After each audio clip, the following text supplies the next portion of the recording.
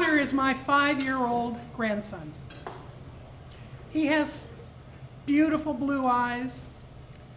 He's a big kid because we grew him big in our family. He looks like he's about 7 years old. Bright red hair and a mouthful of questions.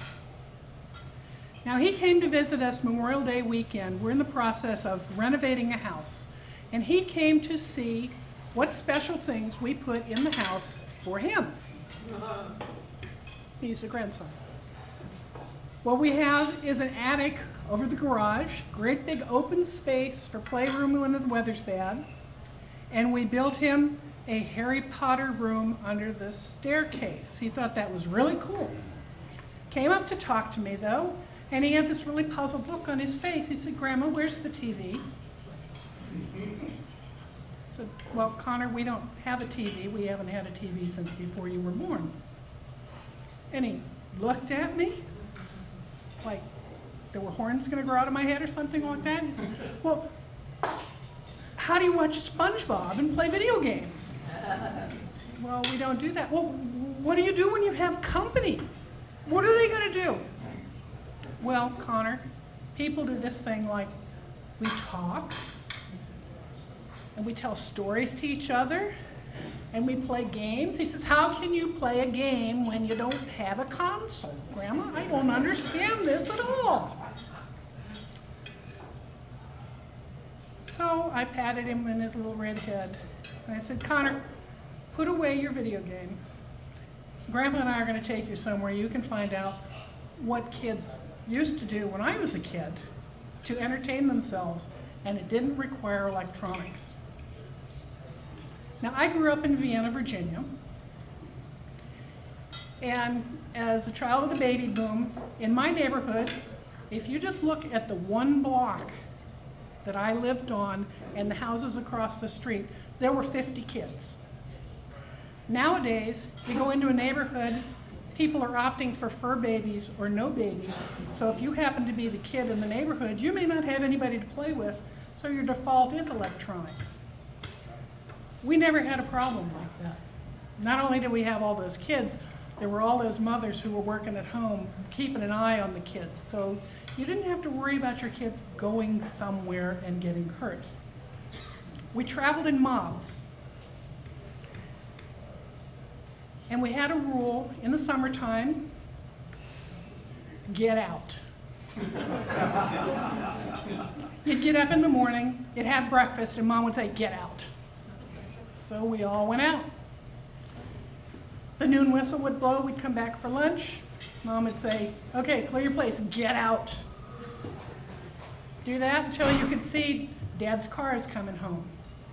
You have dinner, and if you were old enough, get out until the lights went on. How many of you lived this cycle? You perhaps remember this, go out and play. In fact, there was a time when my mother was really annoyed. She would say, "Why don't you go play where they're building 66? Yeah, you know we're in trouble then. But we had a favorite place to go, Meadow Lane Park. It's still there. Aha, people know Meadow Lane Park. And we actually walked to Meadow Lane Park, which is a mile from my house. I actually went on Google and checked. There were no, "Mom, could you give us a ride? We want to go to the park." It was, get out, go. You and all your friends, just go. And we would talk along the way, trying to decide what's the best way to go. Usually it was straight up Hillcrest Drive, turn left on Meadow Lane Park, and you're there. But while we walked, we'd talk. "What do you want to do?" "Well, I don't know. John and Charlie brought the baseball gear." "No, I don't want to play baseball. I just want to play on the merry-go-round." This was the old merry-go-round that you had to push to make it go round.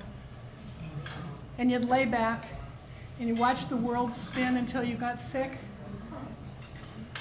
We had swings. Remember the great big swings would go way up high in the air. And if you were really cool and really coordinated, you'd jump off in mid-arc and probably not break anything. Or the monkey bars.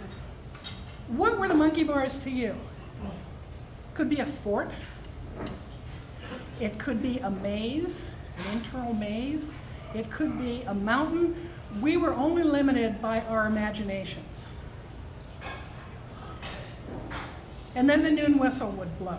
This is back in the days when it was a civil defense whistle. Everybody knew it, it went off, but you could hear it for miles. That meant go home, have lunch, so your mom could tell you to get out again. But on the way back, we would talk, now, did we want to go back the same way that we did? Well, you know, Frederick Street's a little bit faster, yeah, but you have to go back past the grave. Now, the grave was a depression in the ground, probably used to be a garden, but who knew? And we'd get past the grave that we would walk on the far side of the street to avoid, and we'd start daring each other. I dare you to walk under the thigh of the water tower. There's one water tower at the corner of Tapawingo and Frederick Street. Has its own little piece of property. It's been there forever. And we were scared to death of it because we knew someday that thing was going to explode and our whole neighborhood would be washed away. Nevertheless, we'd walk under the water tower and kind of look up and wait, and nothing would happen. So we'd get home, have lunch. Well, we took Connor to the park. The grave is gone. Somebody built a house on it. Who knew? But all the playground equipment is there. Some of it's been upgraded. They got rid of the monkey bars. For some reason, they decided those were really dangerous because kids would stand at the top and jump off and things like that.